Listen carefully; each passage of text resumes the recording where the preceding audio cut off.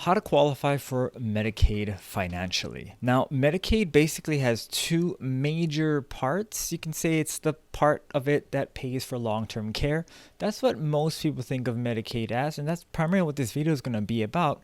But the other part is health insurance. Medicaid, in my state, is called MedQuest in Hawaii, is pretty much the financial pickup or your low-income health insurance for those folks who cannot afford to purchase their own insurance through the exchange because their income and asset levels are too low.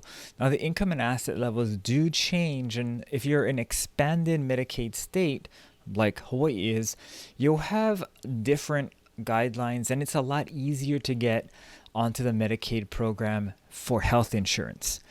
If you are watching this video and you want to qualify for health insurance, and you think Medicaid is for you, well then I suggest going to your local state's website, and you can find the directory down below to get health insurance that way. If you are watching this video because you're trying to figure out if you or your loved one qualifies for the Medicaid program to help pay for nursing home or long-term care, well then you're in the right place. So just to get this out of the way, the medical qualifications to get Medicaid is pretty much that you're 65 and older, you're age blind, disabled, the age is 65, and you have a medical need to be in a nursing home. And this is how they define it.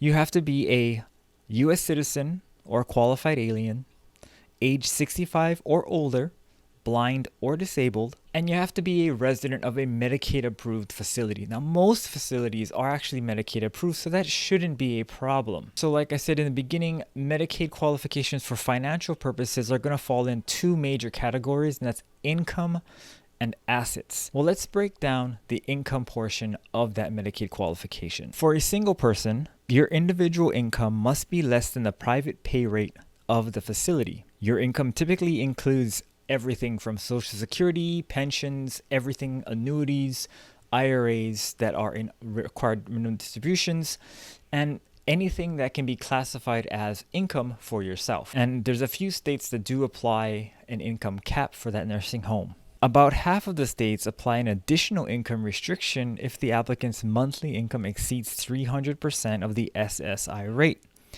That income must flow through a qualified income trust, otherwise known as a QIT or a Miller Trust. For 2021, that income cap is actually $2,382. In the case of a married couple, the spouse in the nursing home, also known as the institutionalized spouse, is subject to the individual rules for the individual person that I went over before. The spouse living at home, also known as the community spouse, is not subject to income limitations or restrictions.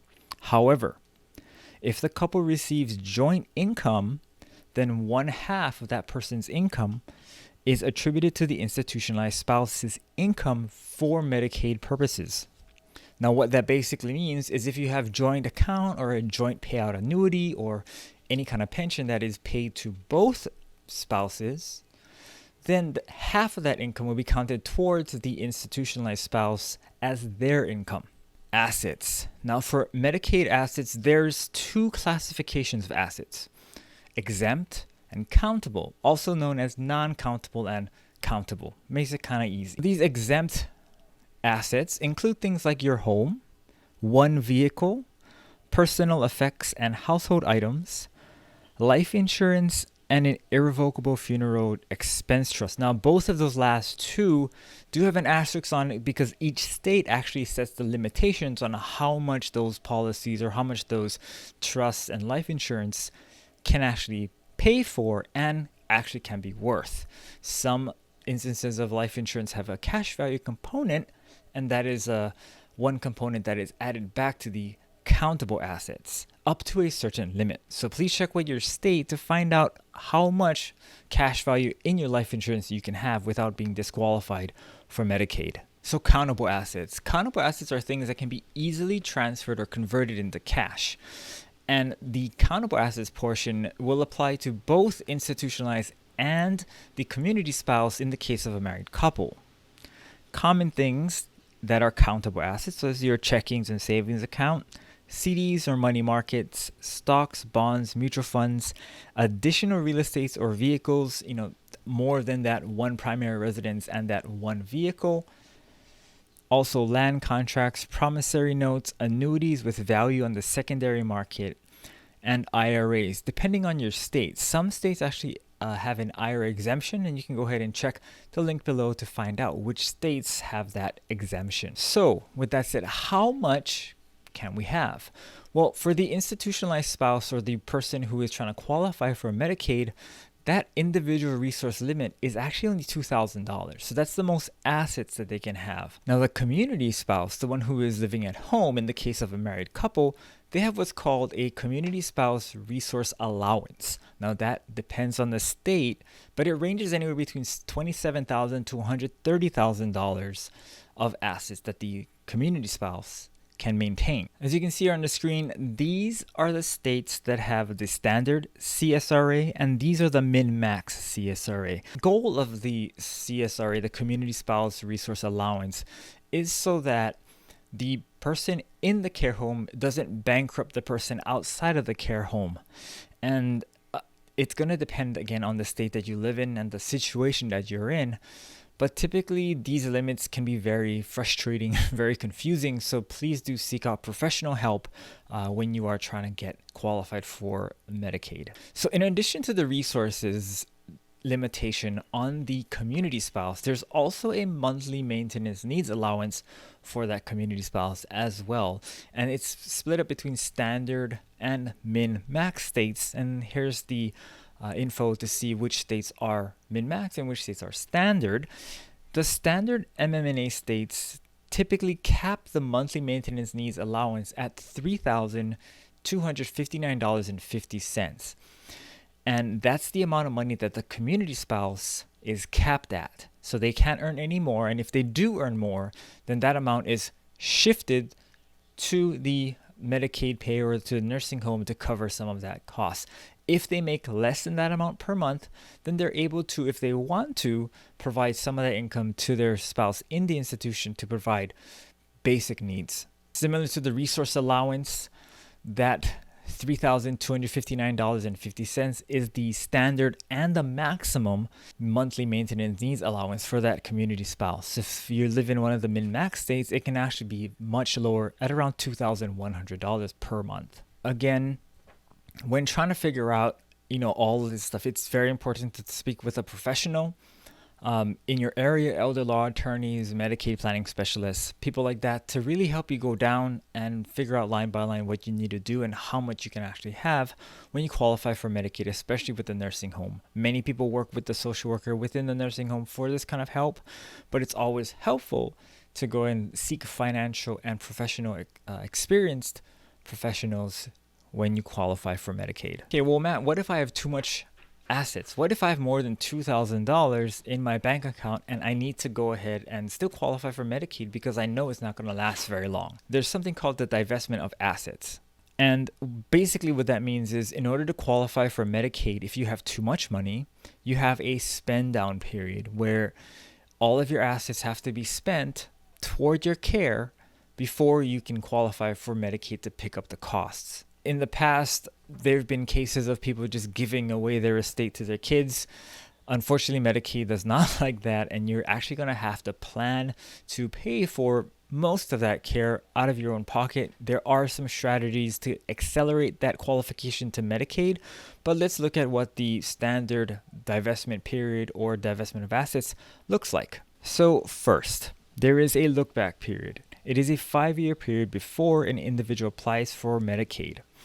At the time of application, the caseworker will look back over the last 5 years to determine if there's any divestment of assets. If the applicant has made any ineligible transfers within this time frame, they will be ineligible for benefits for a certain period of time based on the total amount divested. Many seniors may not be aware of this rule, and they could be actually divesting assets without realizing it, without knowing that they're putting their future Medicaid qualifications in jeopardy. So what qualifies as this divestment? A divestment is a transfer of assets for less than fair market value. Many people also refer to divestments of this nature as gifts. Actions that qualify as divestments include donating money to charity, giving money or items to loved ones, transferring assets to an irrevocable trust, or selling items for less than fair market value. In some cases, a senior paying for a family caregiver to assist while they remain in their home could also qualify as a divestment. To help support this transaction and prevent it from being considered a divestment, it is important to create a formal caregiver agreement that outlines the work to be done and the caregiver's compensation. Otherwise, the money paid to the family caregiver could result in a penalty period. So this makes sense to really keep good notes and medical records and everything to make it look complete and create a paper trail. Medicaid is going to try and look to see if there's any reason why money left you that's not really tied to medical costs. You can, of course, pay for things like food and all that kind of stuff for your family, for yourself, for your loved ones, for your friends. But if large amounts of money starts leaving in the sum of, couple $1,000s a month or a week, Medicaid tends to look at that as a divestment, and you will suffer that penalty period. Now, as far as a married couple, you can transfer assets back and forth with no problem until one of the spouses becomes a institutionalized spouse. So while you're looking to qualify for Medicaid, that pretty much puts a stopper, because one spouse would be in the institution, on that transferring of assets back and forth. But until that point, there's no penalty for, let's say, if I have $400,000 in my account and my spouse has $100,000 and I shift over that $398,000 into my spouse's account before I enter the care home, then that's fine. Now, of course, my spouse will have to comply to the resource allowance for the community spouse, which is about $130,000+. So there will be some divesting or some money that is going to be forced into paying for Medicaid in that matter, but that's just an example. So what is the penalty period and how long does it last? Well, unfortunately, there is a calculation for this, so we're going to have to bring in some math. The penalty period is a phase of ineligibility an applicant is subject to when they have divested assets within the 5-year lookback period. The penalty period begins once the applicant is deemed otherwise eligible for Medicaid benefits, aside from the ineligible transfer. And this is very important that you start the process in Medicaid first before trying to do any messing around or fidgeting with assets, because as soon as you're deemed Medicaid eligible, the clock starts and that divestment penalty period begins to tick. If we start playing around assets before that, well then we're just burning time.